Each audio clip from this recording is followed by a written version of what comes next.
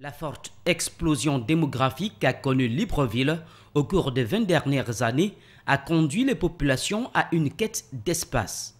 Les nouveaux arrivants n'ont pas d'autre choix que de s'installer dans des zones de non-aedificandi, c'est-à-dire les zones non autorisées à la construction parce que potentiellement inondables, exposées aux mouvements de terrain et aux autres risques. En clair, une proportion importante de la population s'est établie sur les lits des rivières ou encore sur des zones marécageuses. Étant dans un pays à forte pluviométrie, il n'est pas étonnant que les habitants de ces milieux soient souvent sinistrés lors des pluies.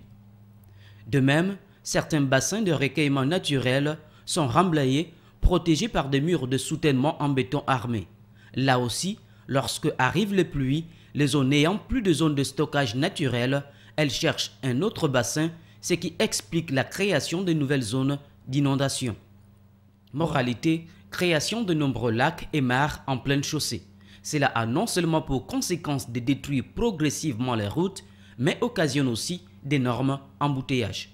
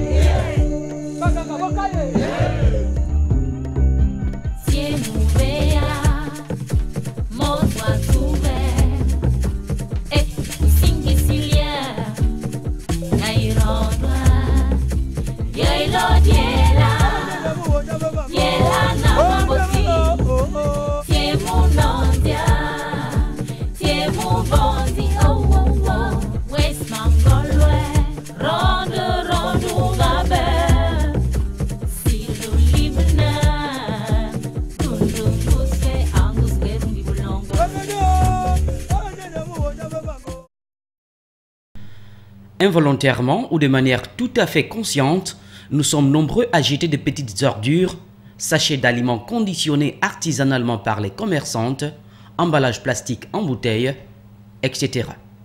Généralement, avec la pluie, ces emballages sont drainés par les eaux, s'entassent dans les canalisations et conduits d'évacuation et finissent par les boucher. Le principal inconvénient est que ne trouvant plus de chemin, les eaux de ruissellement ne peuvent plus être évacuées de manière adéquate. Elles s'éparpillent et forment tantôt des mares sur la chaussée, causant d'énormes obstacles à la circulation routière. Une accumulation des eaux qui peut aussi fragiliser la structure de la voie publique.